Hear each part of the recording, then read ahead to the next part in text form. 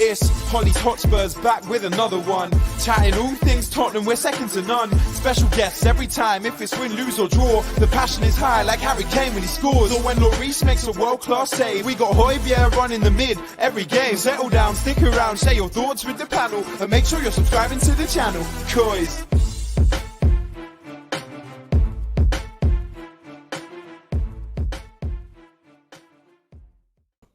Hello and welcome to another episode of Hollie's Hotspurs Live, where today, yes, ladies and gents, we can finally talk about a win. It's been a long time coming, but I'm finally happy about it. I do sound more manly than Harry Winks tonight, but it's fine. It's not the dreaded COVID. But anyhow, let's crack on and introduce the guests. Tonight, I have a star-studded panel. To start with, George, I have George and Killia. I've said your name right as well. George, yes. How are you today?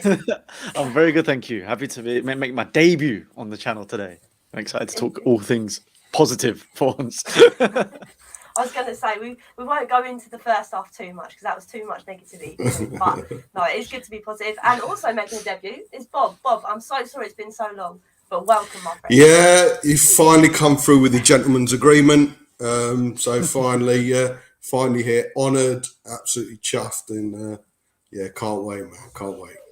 But hey, it's happened on the day we've won. So, I planned it well. Planned it well, man. Perfect. Planned it well. And like I said, we could talk about obviously the first half to start with, but we normally always start this podcast on a negative spin because it's either because we've lost the game or we've just played really poor. So tonight we're just going to kind of leave the first half to a little bit later, and I want to start about how we actually managed to turn it around. And that obviously started with Conte. I think we're all head over heels from it at the moment. So George, I come to you first. Yes. What did that man say in that dressing room? I don't know what, but I'd 100% pay to see it because, I mean, that is quite mad how we went from, I don't know, we just seemed so lazy and not moving to then all of a sudden just, attacking front foot, getting on every second ball, which is exactly what we kind of expect a bit from Conte's team. So, no, I think he gave them a proper bollocking. I mean, he kind of had to, really, because, the first half was not great. So, I mean, the passion from him is what we're here for. We've already seen it in his first Prem home game in charge, and hopefully more of that to come in every game going forward, really. Hopefully. And I think that's the thing, because obviously from Nuno, we didn't really see much animation on the sideline. And Bob, saw any animation at all. That is very true. The statue like this. That's it. But that being said, obviously, Bob, how I know George already spoke about it, but it was quite refreshing to actually see some passion on the sideline. Yeah, that was it. I mean, he showed more passion. I was at the Vitesse game and he showed more passion in the first 5 minutes than Nuno did. I mean, Nuno couldn't even get, "We'll make you proud.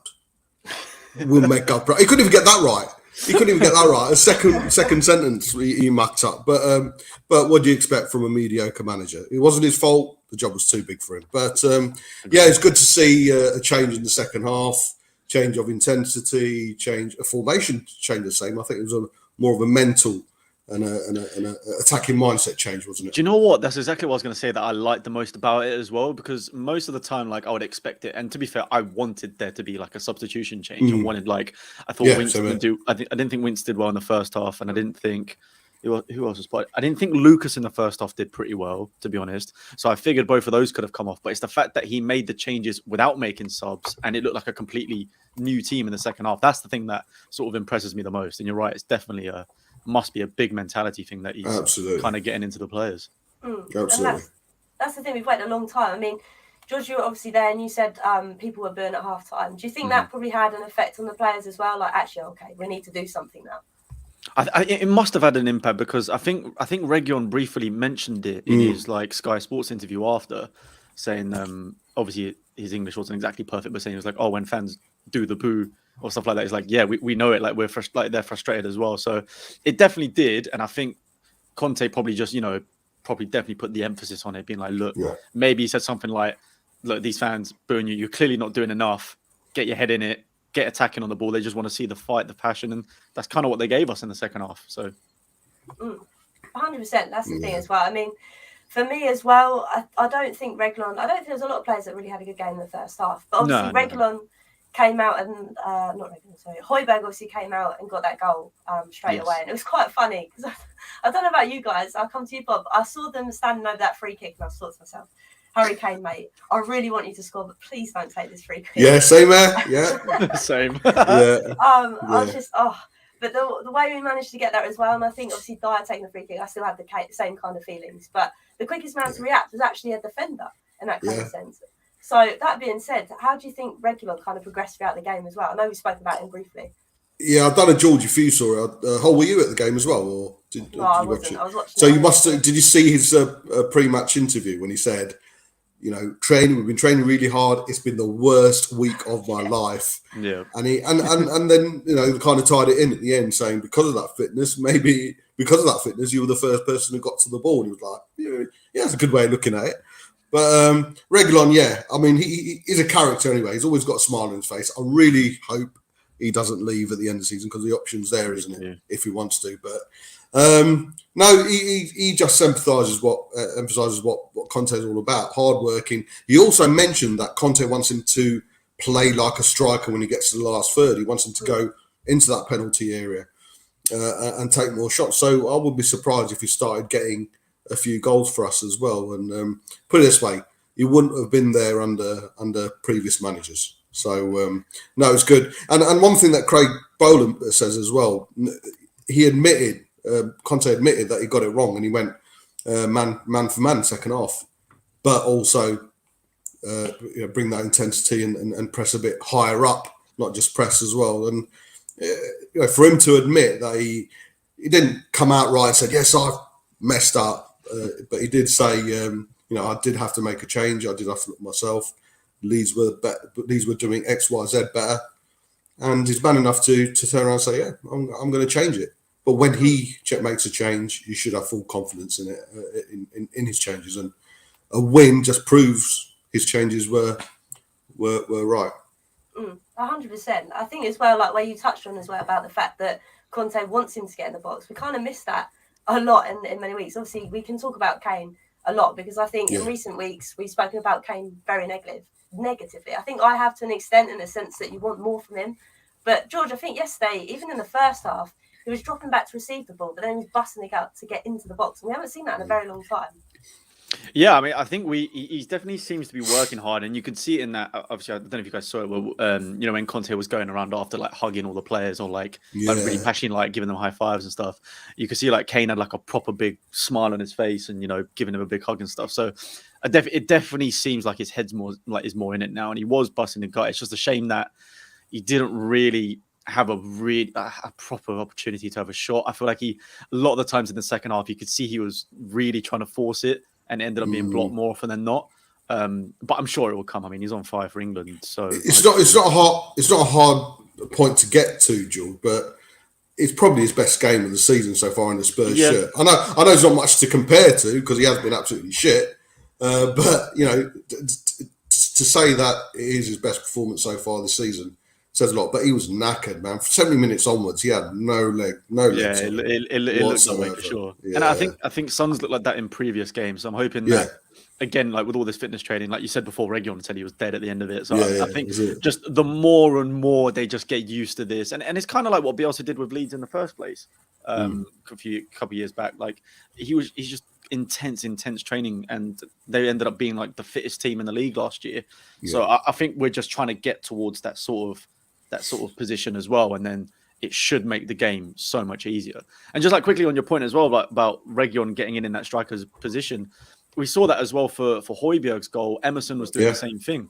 It was Reguilón was crossing the ball, and you had, I think it was Kane, Lucas, and Emerson were the ones arriving into the box. And that's like vintage, just absolute vintage Conte. The stuff he did with Inter as well, it was the same thing. You had Hakimi coming in late with Lukaku and Martinez. Like he does it pretty much everywhere we go. He turned Victor Moses into an unreal right wing back for a season, which was quite a big shock. So I think those are the positions, Reguilón and Emerson, or whoever plays in those wing back positions. Those are the ones I'm excited and ones to watch out for throughout the season.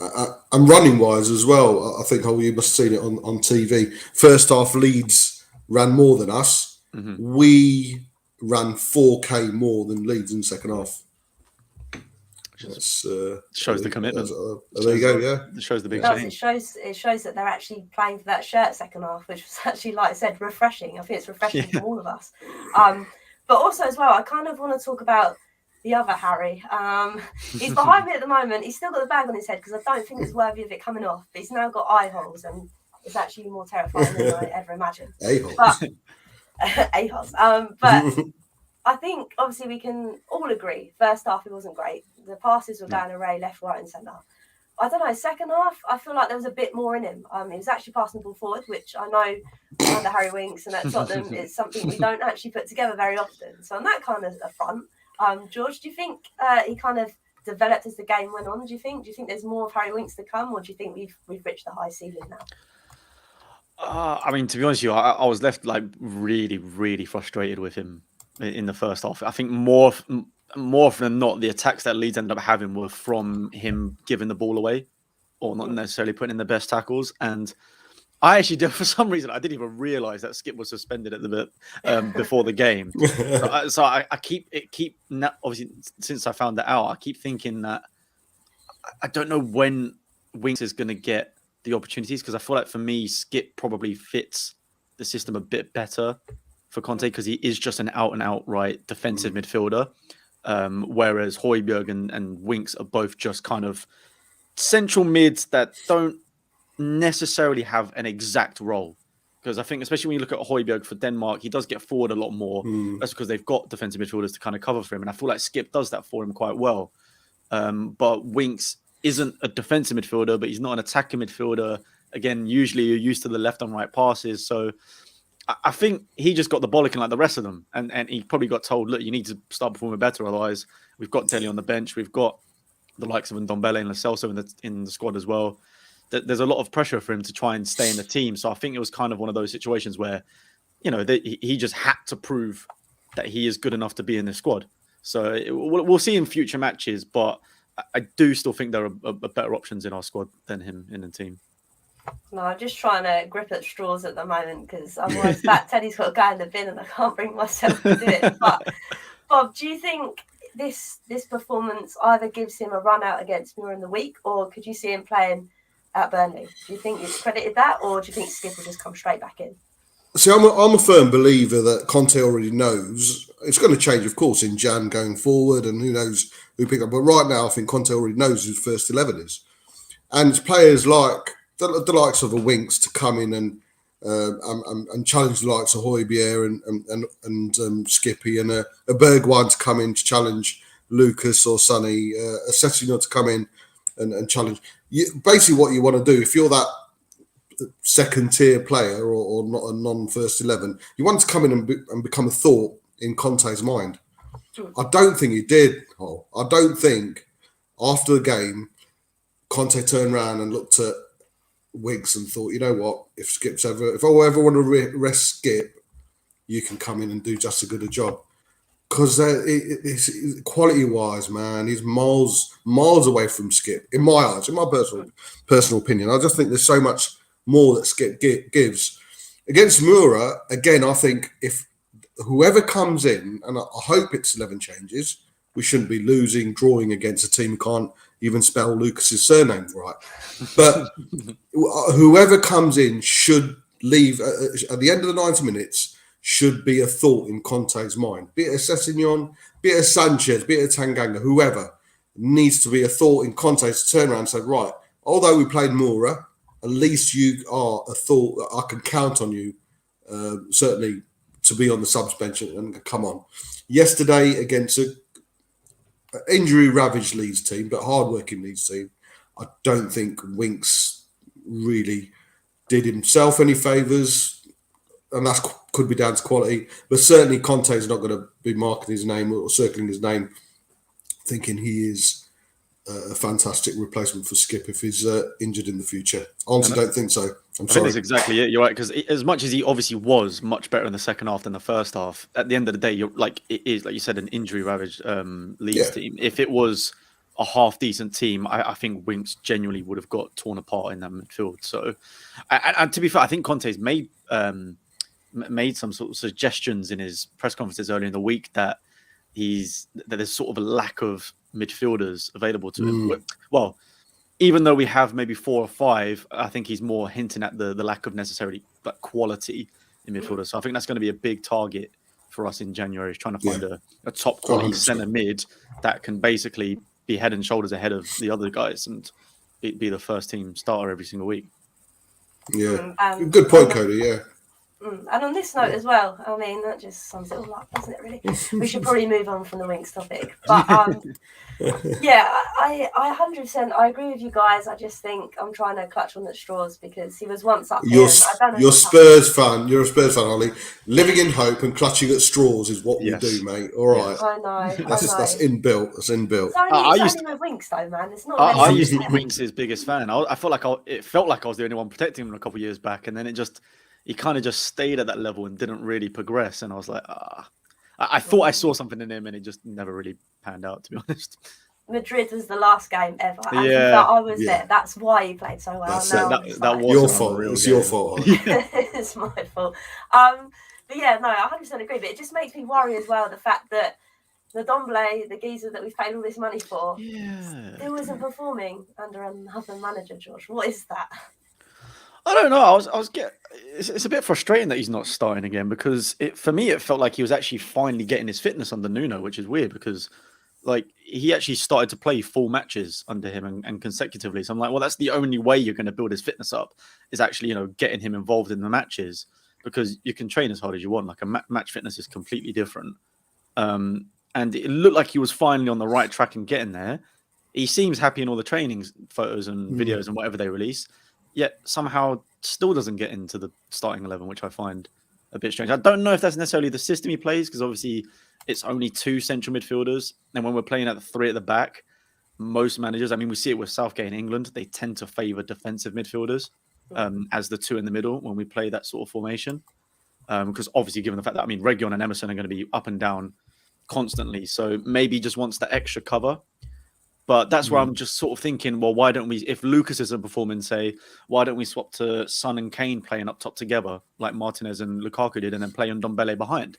I feel like that could potentially work. But again, I think it's maybe just one of them ones where we'll have to wait and see. I think Conte wanted Ndombele for Inter at the beginning of the summer. So he clearly sees something in him. Who knows at this point? I think we just have to wait, to be honest. The trouble is, how long do you wait, though, Bob? Because we've been waiting for a long time. Yeah, I think with Conte, I don't think he's really. Personally, don't think it's a physical thing. He mentioned that it's going to have to work on him, and he needs to not play for himself but play for the team. I actually think it's more tactical. Giving him tactical knowledge of where he needs to be. Another thing Reguilon said, I was dreaming about where I need to be on the pitch, where I should be doing and everything else. And I think Conte's like that. He wants players to play in a certain position and be at certain parts of the pitch at certain times. And I think that's probably a side that Tanguy needs coaching to. I've said over and over again, this guy can become, in my opinion, he can become the best midfielder in the world. I actually agree with you 100%. I think he pisses all over Pogba. I'm sorry. He 100%. pisses all over Pogba with his skill set. I've seen him do stuff with the football that I've only seen Gaza do live. And that's saying something. The close control, the coming out of with the ball with 3 players around him. I've not seen any other Spurs player do that of recent times. And, you think he's losing the ball, but he's got everything. And he gets this right and he listens to Conte. I really do believe, I've said it on hundreds of streams, he can become the best midfielder in the world. I'm sure Nuno tried to tell him that as well. But I'll tell you something. Nuno telling him he can become the best midfielder in the world is completely different to a Conte going up to him and saying, listen, I will make you the best midfielder in the world. Do as I say, work on your fitness. The fact we're celebrating when he finishes 90 minutes, I mean, it just shows, where he is. We shouldn't be celebrating. We shouldn't be giving him the benefit of doubt, right? Ndombele, right, he's going to last 70 minutes. No, why should we be giving up a substitution for him, a place on the bench for him because he's only capable of doing so? No. Play the 90 minutes, play the 120 minutes if you need to, get that side sorted, listen to Conte, and he can become the best player. No, not midfielder, the best player in the world. He just needs to get that and his belly sorted. I nearly went that sorted, but that's I remember Burnley. You know what?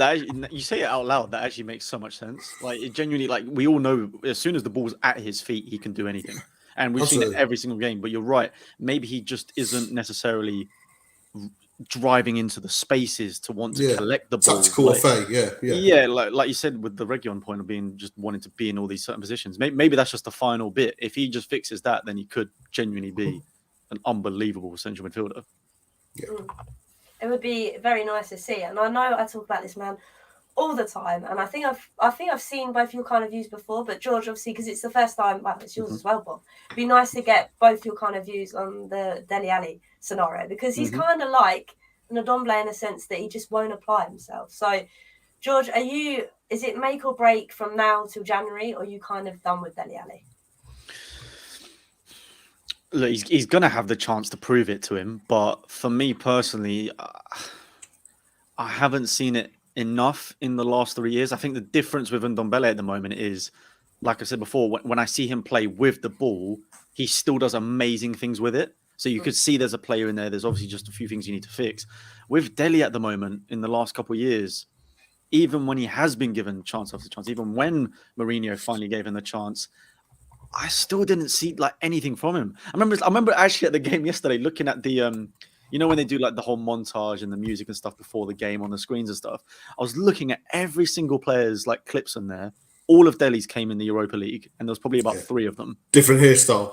Yeah, different hairstyle. He's always got a different hairstyle. Yeah. Every single one of them. So for me, it's just one of the ones where, and again, even yesterday when he made his feature, most players when they come on, even like Cess was busting a gut to get in the right positions. And I still didn't even see that from Dele. And he only had like 10 minutes to play or whatever. He didn't look bothered to me. Yeah, I mean, there you go. There. The comments like spot on. It feels like he's not necessarily got that drive at the moment. And if Conte can't get out of him, then maybe he should consider potential moves to, I don't know, like Newcastle in January or something. Or just, even if it's a loan, like Lingard did, if a loan for them until the rest of the season, just, you know, change of environment could do him some good. But yeah, I think we've just got better options, or even could look to the January window for certain replacements. I mean, I always say this with the bald egg, Levy, that we're always reactive rather than proactive. And I think the perfect ideal opportunity for Dele was when he could have had that move to PSG way back in the January transfer window. I can't remember the exact time of it, but that probably would have been the best scenario for him, because I think then he would have got that change of scenery, and if he was playing well, we could have cashed in for him, or we could have brought him back. So, Bob, is it the same for you? Do you think you're done with him? Have you washed your hands with him? Yeah, I think the reason why we find it so hard, we're still umming and ahhing about it, but we'll still remember the Palace goal, the 2 headers against Chelsea, the takedown and chip over against Chelsea. Even recently, you know, the chest down over the defender's head and the volley into the corner against Man United. They're still fresh. We've seen him at his best. But if you look at it, he's been worse for us longer than he was good for us. He was good for us for 2 years. He's been worse for us for 3 years. And yeah, he's lucky that we can't sell anyone right now or loan anyone out right now, because I'm sure if Conte had his way, he'd be out now. He's got till Jan to prove. Well, I say Jan, it's a month. He's got a month to prove it. I don't think he will. And I wouldn't be surprised if Conte's saying to the hierarchy that he's the first person we need to get out, because unbelievably, he's probably still got a bit of value about him, be it loan, be it transfer. Young, English, you probably exactly, mate. You exactly. still could get decent money from him at the end of the day. Exactly. So no, I think I'm. I did have me and Brian Daigle had a bit of a hoo-ha at the beginning of the season, because I was thinking, well, he's not played in the number 10 position. You know, with Harry Kane coming deep, if there's one player running through in midfield late into the areas, is an informed Dele Alli. But I've got to eat my words. He's done. I did swallow. He's done nothing to prove. Hey, here we go. Piss off, David. He's done nothing to prove, to say that he wants to stay at Spurs. And like George said, if Conte can't get anything out of him, man, then no one can. It's been 3 managers already, so exactly. He's well got by his sell-by date. And like I said, it's been worse for us, poor for us, than what it was good for us, and that probably sums up Levy and Enoch. we'll save that for another day. I do have the bald egg behind me, but I'm currently still in front of him. But we'll leave it for the moment because although he has ticked me off the... You worry about that, don't you, Hollie? You don't want me going on to a Levy, anything to do with Levy. Yeah, could be here for a while. Let me just sit back and that's fine. Here for a little while, man. That's fine. That's fine. Could have been worse. Could have been Dagle. Very true. I could have Ryan on there. We could have. But anyway, moving on very swiftly. I also want to talk about obviously playing this back three because if you said to me at the start of the season we'd be seeing, I know we saw Tanganga yesterday. We'll get on to Tanganga, but the likes of Dyer and Davies playing at the back, I think I would have had a heart attack. So, Bob, what are you kind of feeling about this dynamic at the moment with those two? I don't expect miracles. I don't expect Conte to come in and work miracles. But some would say having Ben Davies as probably one of the players of his tenure so far is a mini miracle in itself. Dyer, it's such a shame he's got a Dyer moment in him. And there's no pun intended. He always has a Dyer moment in him. He's always there. We're waiting to fuck up. Oh shit! There you go. Sorry. There you go. Well, sorry. It was a long time coming. 26 minutes. Normally it's 6 minutes, but there's always something that you expect Dyer to do. One in every 3 games, and it's always sticks out. It always leads to a goal. It always a chance, or something, and it affects the result. And it's such a shame because I really do think there's a player in there. Now, it sounds weird because he's been there for so long and he's still saying, if we're saying it about Ali, why not Dyer?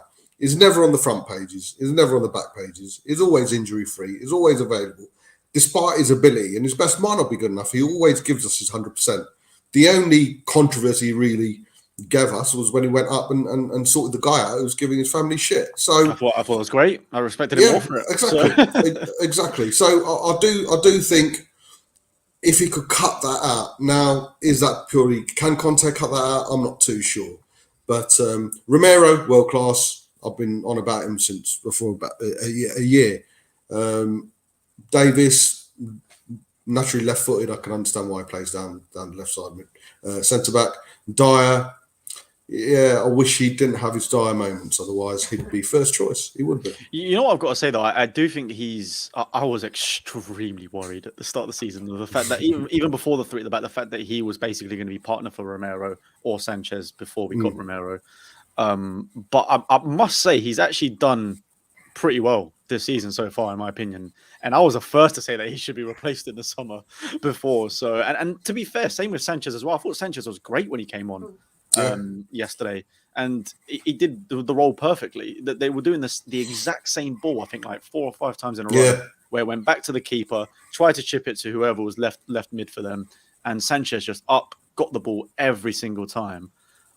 They've both proven me slightly wrong so far, and you're right. It's just as long as they can keep out or at least minimize those chances, where it normally leads to a penalty or a goal or something. If they can cut that out the game, then they're great squad players to have in that sense. I think Davis, again, you're right. It's just more probably the fact that he's a left-footed centre back. Obviously, since we don't have a prime Vertonghen, that's the best sort of player for that system. So I think, I think we do need to target a very good centre back to probably go alongside Dyer and Romero in that team. But don't you think as well? I mean, people go, we need to strengthen. Of course, we need to strengthen. But suddenly Davis, by becoming that left-sided defender, has made the squad stronger in a way because he just gives that extra option. I think that he's used to it as well with Wales playing there in the back 3, and I think, to be fair, when you do play in a back 3 the way they have done, it does allow for a lot more cover. I think when Ben Davies was playing left back, we all know he's not quick, right? So he's just going to get caught out for pace on the wingers. At least now that you've got Reguilon with him, if Reguilon can't track back, it just means that Davies can sit a lot more, maybe cover from behind, or even if he does manage to go forward, like he did when he was at left back, at least he's got the cover from Reguilon and so on and so forth. So the back 3 definitely helps the players that aren't, necessarily have that ability. But it still needs improving, though. You're right that there are still just moments where, you are you are sweating in the stadium if certain players, like if Salah and that are coming at Davis, then I'm sweating the whole Yeah, time. I think we spoke about the bigger picture off Ed before we started. I mean, we've got to remember these same players lost 50% of our league games before Conte came in. Half of our league game before Conte. So again, I'm not expecting miracles. The fact that we can already see improvements is great, absolutely fantastic. But I do think with the likes of Ali not showing what they're made of, with I don't know who else. I don't know who else has been average. I mean, Winks. I'm glad in a way that they've not had the new manager bounce per se, because Conte. What the worst thing to happen is Dele Alli to come in and smash it up, Winks coming to smash it up, and other average players to come in and smash it up. And Conte thinking, although I think it's clever than that, thinking, we don't need to do any business in Jan. I think that happened with Dele Alli when he first came into the team when Jose was there. He thought, he's playing all right. No need to sell him, no need to replace him. And then he was shit for the rest of the season. So I think it's good that the average players are playing average, but I think Conte's training regime, and the way he plays will weed out the weaker players and the average players. And I think not so much Jan, although I do think we'll get 2 or 3 players in, but certainly the summer, if a certain someone backs him, then I think we'll be all right. You know what's good? Like, I think having Conte means we've actually got a good coach again. Yeah. I think with Mourinho, I mean, I personally like Mourinho, but he was a complete tactician. Like, that was it. His focus wasn't necessarily coaching of the players. Poch was obviously an unbelievable coach, and he turned an average team into competing for the Champions League and the leagues for like 3 seasons in a row. So I think we finally got a really good coach again, who is actually also an incredible tactician. So it's got the best of both worlds, and with his team backing him, new goalkeeper coach, everything. There's a lot of good ingredients starting to come into the team, which I'm excited for. Yeah, he's got about 234 coaches with him, something like that.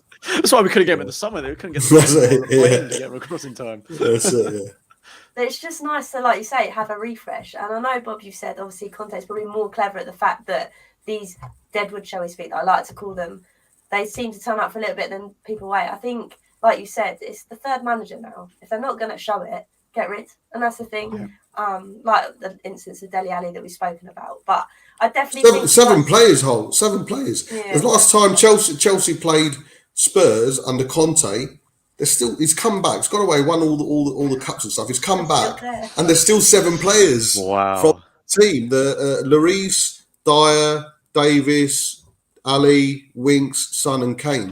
Well, some are rightfully still there, but just shows how much the team hasn't moved on. There's still 7 players from that team squad who are still here. I don't think he needs much working out who's shit and who's good. I was going to say, we can all ring them off, to be fair. I mean, I'm quite reluctant to say the one that starts with W, but nevertheless. For me, I think, though, also, I know we've spoken about recipes, and I think butting out, obviously, ketchup and mayo has done wonders too. I don't really know the science behind it, but it's quite nice. Listen, I'm doing it in my life now. I don't care. Seeing what he's done with those players, I'm just getting bidding it all out of my diet. The lady at Sainsbury's who gives me breakfast looked at me, gone out. She's on the usual. I'm like, but no ketchup. She went, what? I love that. That's funny. I mean, brown sauce instead. Brown sauce, go for the brown sauce. No, I like that. I mean, for me personally, I know we've spoken about Conte, but as well, those little things as well, like we mentioned the ketchup and mayo, we joke about it, but it shows the fine detail, doesn't it, George? And you're hoping that as this progresses and things, I think they were also eating food together as well, which I think under Nuno and previous managers, they weren't necessarily doing that. So hopefully the team cohesion just kind of comes back together. Yeah, definitely. I think, like, at the end of the day, he's brought his whole team with him because it's worked at previous clubs, or he's maybe even bringing in new people, like the Roma coach who he has worked with previously, I believe.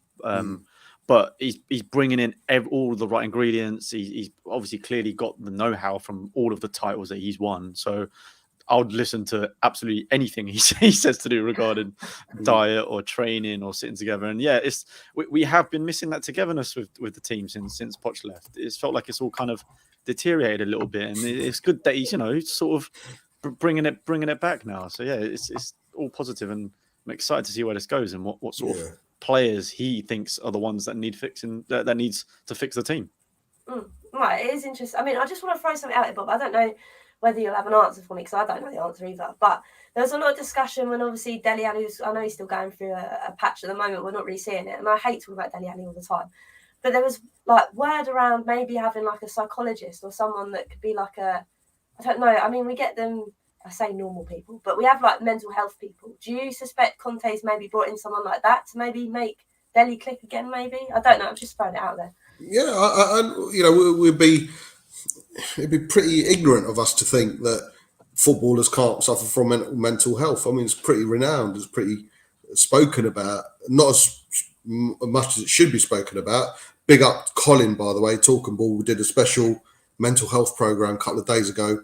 Man, I cried about 3 times during that stream. Honestly, it was proper. It was 7 guys talking about mental health and stuff that we're never spoken about. I hadn't, as fellow YouTubers around, guys, honestly, I can't recommend it highly enough. It's one of the most underrated shows out there. You need to watch it, because that's brilliant. Me and George, you relate to this. We're guys, we don't talk about this kind of shit.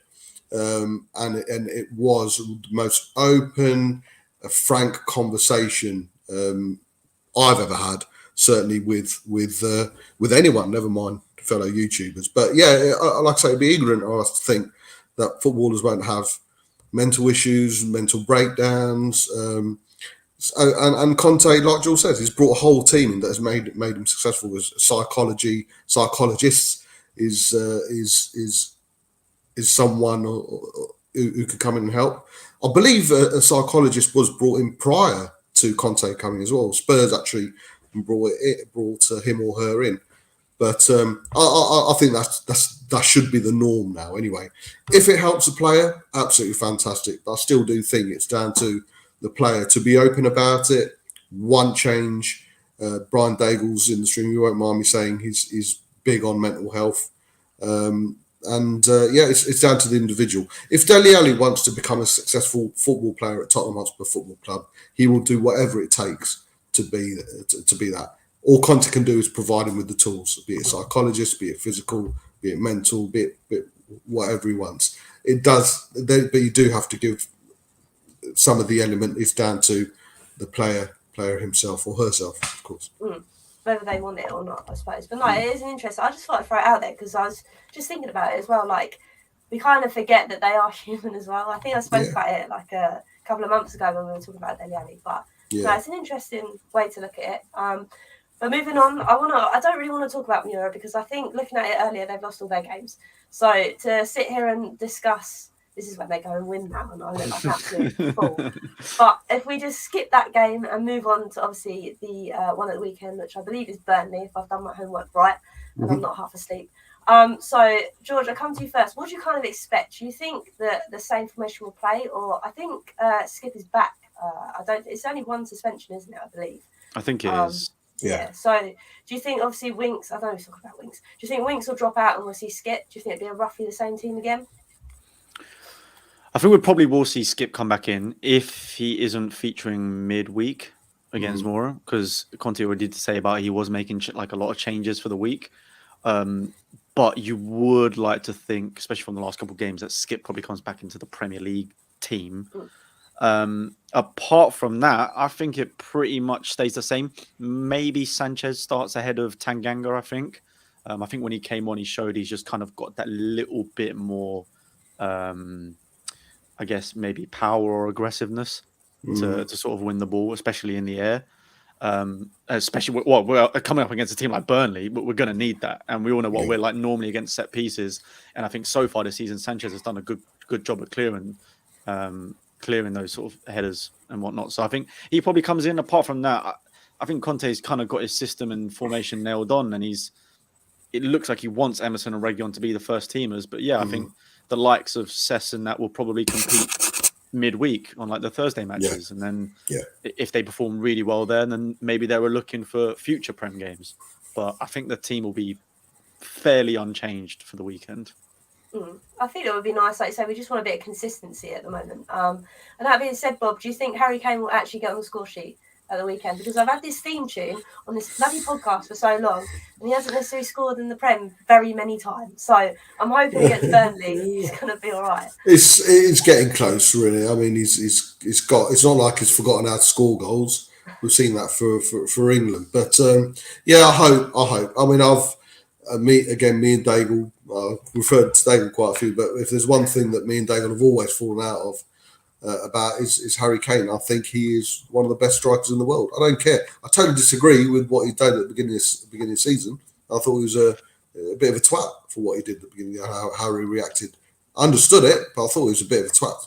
But any team without Harry Kane is a weaker team, in my eyes, in my personal opinion. So, yeah, I think it's only a matter of time before he starts scoring the goals. Salah isn't scoring anymore. Antonio's gone off the boil. Mate, I'd put money on him finishing, getting the golden boot. Honestly would. I don't disagree with that. I still would. It's happened before. Was it 16, 17? He went the first 4 matches without scoring and then won the golden boot. So we all know what he's like. Exactly. Just hope they catch up in the mayo. Imagine that. And the ingredients from just Conte, 4 hat tricks in a row, just to catch up. With the team, I do, like George said. I think we've got a set, and I mentioned earlier. I think we've got a set first 11. I think we're kind of pushing it. If Romero's going to be fit, I don't think. Even if he is fit, I wouldn't want him back for. I think they're talking for Rennes. Is it the week after? I think. I think that's the sort of game they're looking to bring him back for, which makes more sense. Yeah, even if he did miraculously get fit, I don't want him away at Burnley. I'd rather keep him. And like you say, Sanchez, I'd put him in there. I would love to see Bergwijn give a run out. Same to be fair. Instead of Lucas, but I don't think he will. He likes to try to test it. And let's be honest, although Lucas hasn't been absolutely amazing, he's not really done so much that Conte probably look at him and say, right, you're not playing next game. If Bergwijn has it's a shame we're playing Mora, and it's a shame we're playing away from home as well, because I think if everyone expects us to win 4-5-0, and Sessegnon having a fantastic worldie and Bergwijn having an amazing game, I don't think will come into Conte's mindset. But I really do want to see Bergwijn have a go in the Premier League. I think he'll do a good job at right wing back. Actually, I really think it is a potential option for sure. Yeah, it would be very interesting. Like I say, Bergwijn did score for the Netherlands, didn't he, as well? Yeah, and an assist for the assist. There we go. So, which he should have scored. He should have scored. Yeah, I don't know why. Yeah. I mean, you could say in hindsight, he obviously got the goal in the end, but I still think he should have shot though. Get that second goal. He should have shot.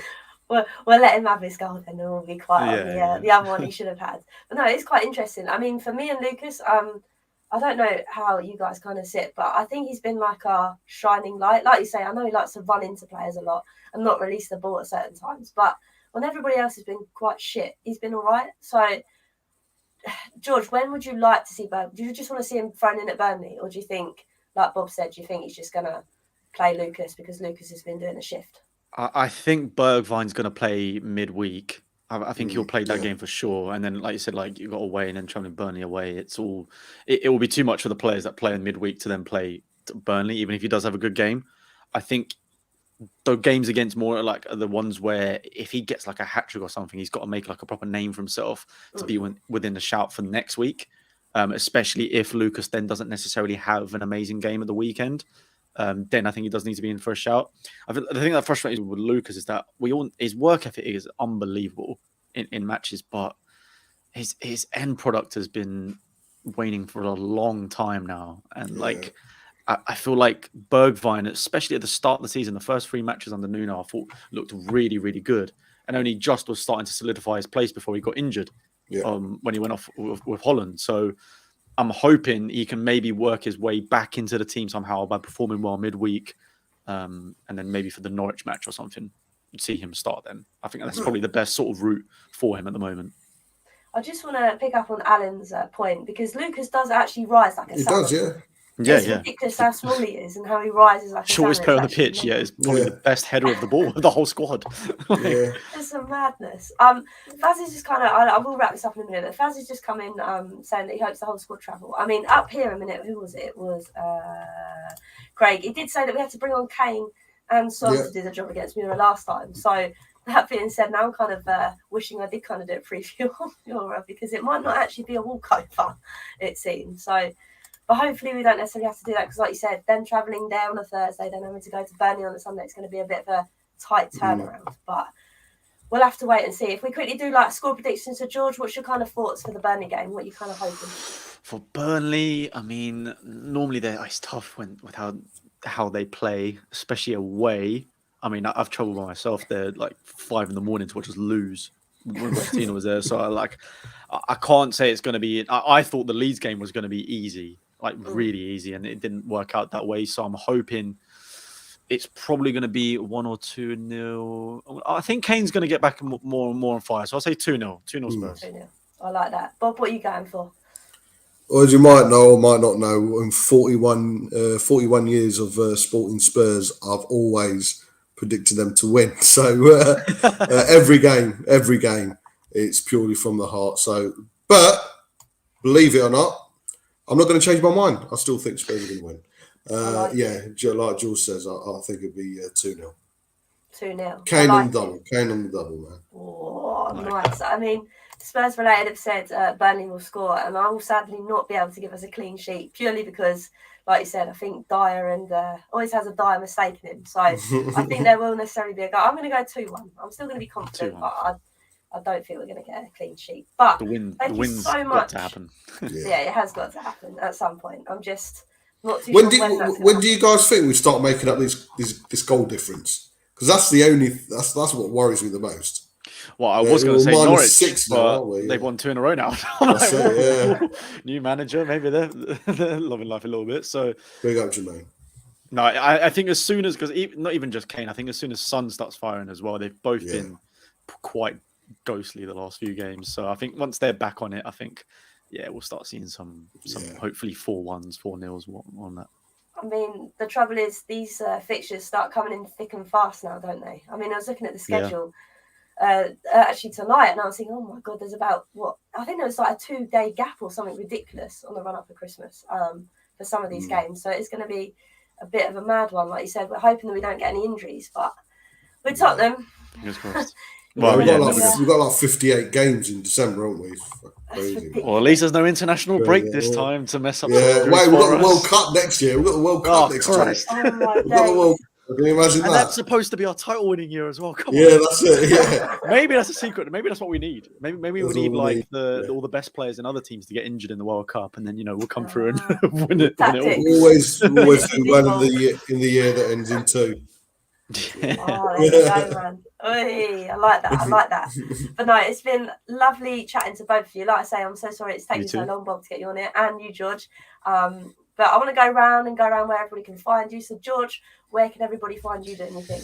Yeah, I mean, it's just George Achillea pretty much on every platform, YouTube, Instagram, even TikTok here and there. Like, just follow up and see you on Spurs matches. I like it. Thank you very much, George. And Bob, where can everybody find you doing your thing? Yeah, Bobspur TV doing the In the Wall special on Saturday nights. Obviously speaking about Spurs. But last week spoke about media, social media, and how shit it can become. I'm doing a special on the Y word. We know which word we're talking about. So exactly, what it means, what it doesn't mean, how much education we need on that word. And then I will be doing a Qatar special as well, coming up with all the human rights, etc. So, so they're the ones that are coming up. Nice. Well, thank you both for joining me. I just want to say thanks to everyone in the chat. I mean, at the moment we're on 41 viewers, which is a bit of a madness. You've been having to listen to me croak like a frog the entire time. So thank you very much, everyone. Make sure you go and check out these guys doing their thing. And if you haven't already, please make sure you like and subscribe. I would really appreciate it. But until next time, come on, you Spurs. Come on, you Spurs.